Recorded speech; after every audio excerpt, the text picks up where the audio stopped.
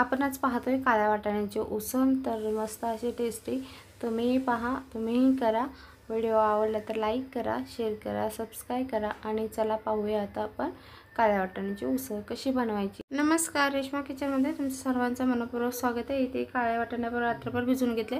आता उकडताना त्याच्यामध्ये मीठ घालायचे जेणेकरून वाटाणे आपले चांगले शिजले पाहिजे। आपण काळे वाटाणे उकडून घेतलेले आहेत मीठ घालून।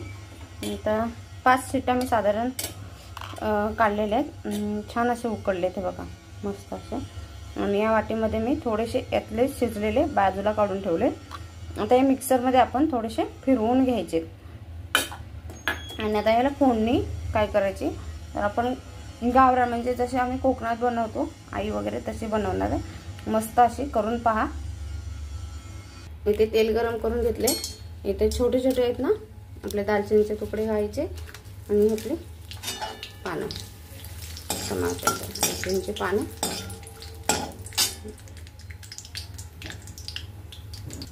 तेल तुम्ही तुमच्या क्वांटिटीनुसार घालू शकता, कमी जास्त करू शकता। कांदा घालायचा आपल्याला आणि त्याबरोबर आपल्याला म्हटलेले लसूण घालायचे। थोडीशी टेस्ट छान उतरते भाजीला, म्हणजे वाटाण्याची उसळ बनवतोय आपण काळ्या, तर त्याला टेस्ट खूप मस्त येते अशी। मस्त अशी हिरवीगार कढीपत्त्याची पाने आपल्याला।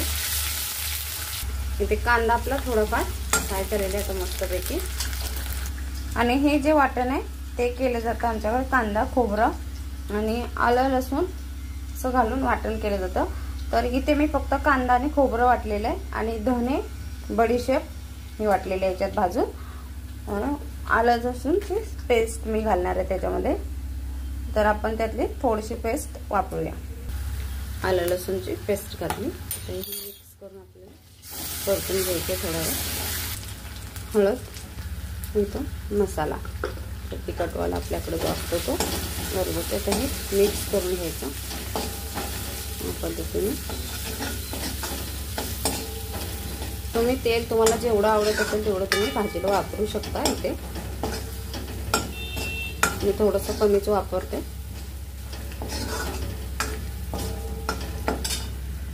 आता इथे मी कांदा खोबरं जे वाटण आहे ते घेणार आहे। आपण जेवढी उसळ बनवतो तेवढ्या प्रमाणात आपण इथे कांदा खोबऱ्याचं वाटण वापरायचं। तर मी 2 चमचे वापरलेले, कारण मी जास्त नाही प्रमाणात बनवते।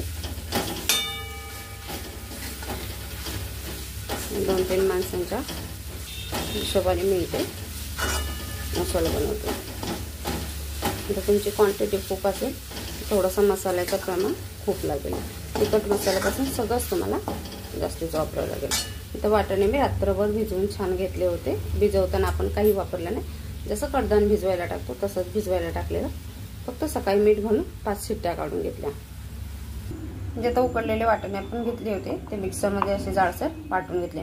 त्यांनी काय होतं, टेस्ट आणि त्या भाजीला दाटसरपणा मस्त असं येतो। त्यामुळे आपण हे थोडंसं वाटून टाकायचं भाजीमध्ये। त्याचे आपण काळे वाटाणे वाटून घेतले, तेही आपण इथे मसाल्याबरोबर मिक्स करून घ्यायचे।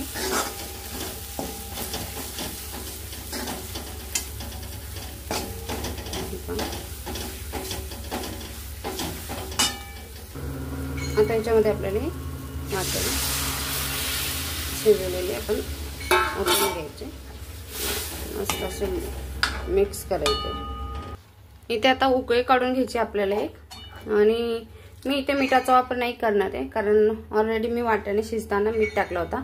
आणि जो मसाला बनवून ठेवला जातो तर त्या मसाल्यामध्ये थोडासा मीठ असतो, जर लागलं तर चवीनुसार वापरणार, नाहीतर नाही तुम्हाला टाकावे लागेल।